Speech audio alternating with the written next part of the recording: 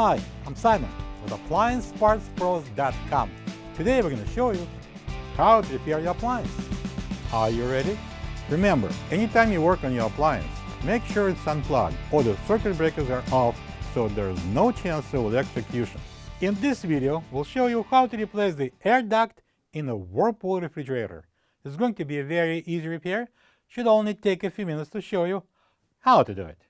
For this job, we're going to need a 4-inch nut driver. When you open up the package, you're going to get a new air duct. There are two identical air ducts used in this refrigerator. They are located in a freezer compartment at the bottom rear under the cover panel. These are the return air ducts. Warmer air gets back into the freezer, runs through the evaporator coil to chill, and is blown into the fresh food section once again. If the air ducts start deteriorating, it must be replaced. To get to the part, we need to open the freezer door.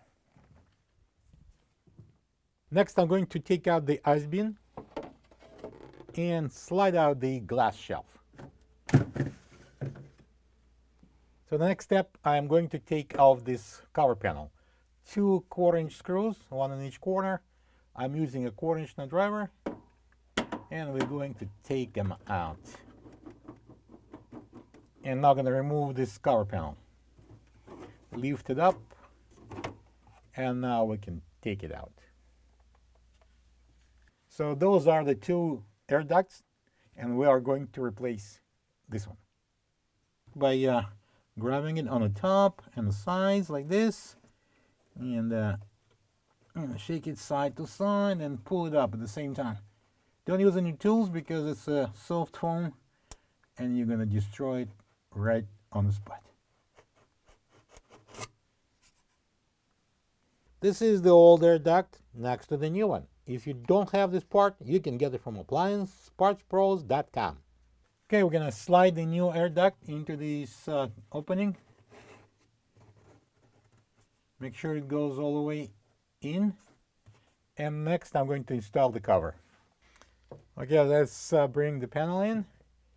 And we're going to place it right there. And I'm going to use the 4-inch nut driver. And we're going to secure it with a couple of 1/4-inch screws.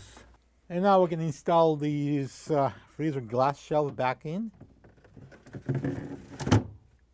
And I'm going to place the ice bin under the ice maker. And make sure that the arm is at lower position so the ice maker is turned on. And now we can close the freezer door. Plug the fridge back in and make sure it's cooling. Thank you for being a part of another successful repair brought to you by AppliancePartsPros.com. For any of your future appliance repair projects, please check out our other videos available on our site, on Facebook, on YouTube, and on Instagram.